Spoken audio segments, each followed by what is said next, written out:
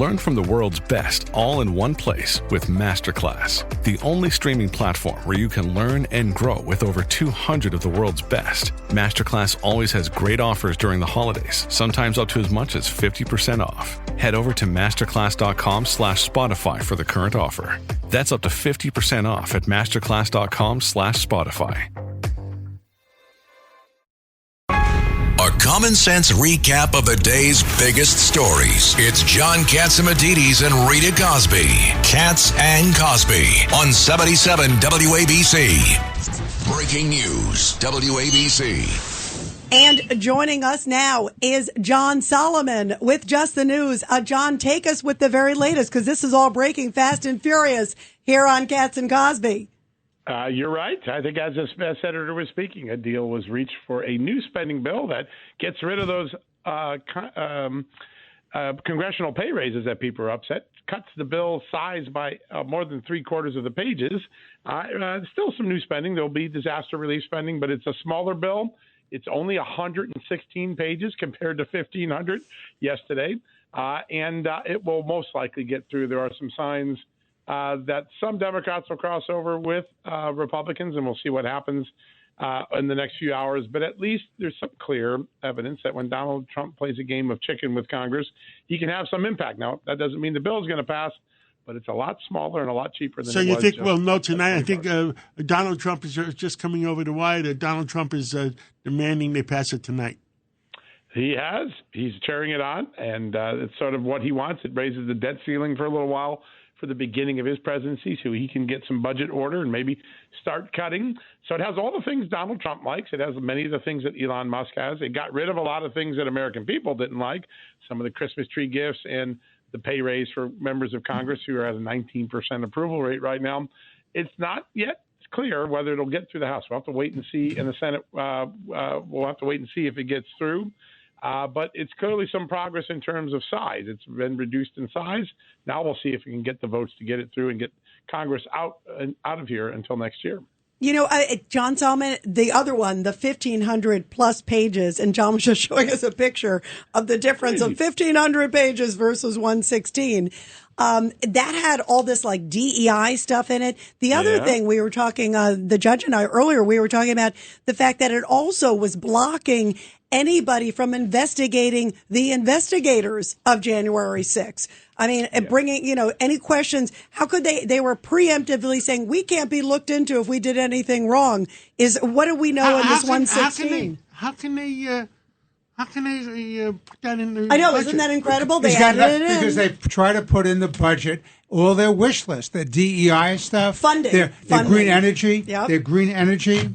It's just absolutely awful. They also had for that research that they did that came out of the Lujan labs. They're going to continue that funding as well. Are they out of their minds? That's why it's incredible. So in the 116, and I didn't go to Evelyn Wood speed reading, so the 1,500 was out of the, but in the 116, is hopefully all of this nonsense out to all of our points? A lot of it is, not all of it. The stadium deal is out. The pay raise is out.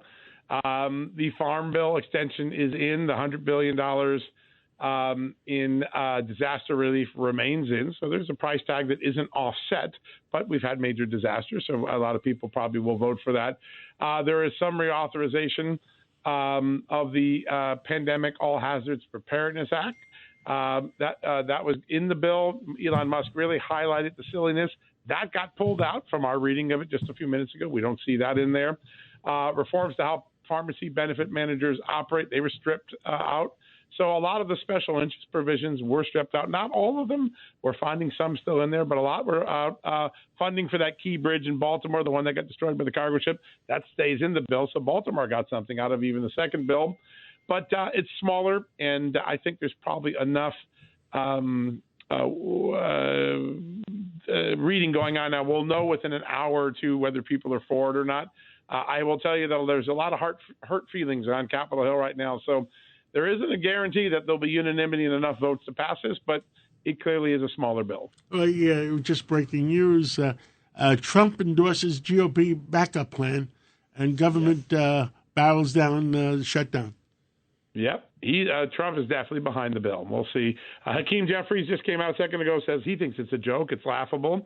Some of the Republicans you're going to need to get, people like a Rich McCormick, who's a moderate Republican, former military man and doctor, says he's not confident about this bill, doesn't feel good about it yet. So Chip Roy definitely not in favor of the bill, and he's been fighting with President Trump on social media the last couple hours. He's an influential Republican. So there's still going to be some wheeling and dealing and some pressuring and arm twisting before we know for sure if this bill is going to pass. So it's not a done deal till it's a done deal. It has not passed either house. Is that what you're saying, John? This was an agreement to caucus. Exactly.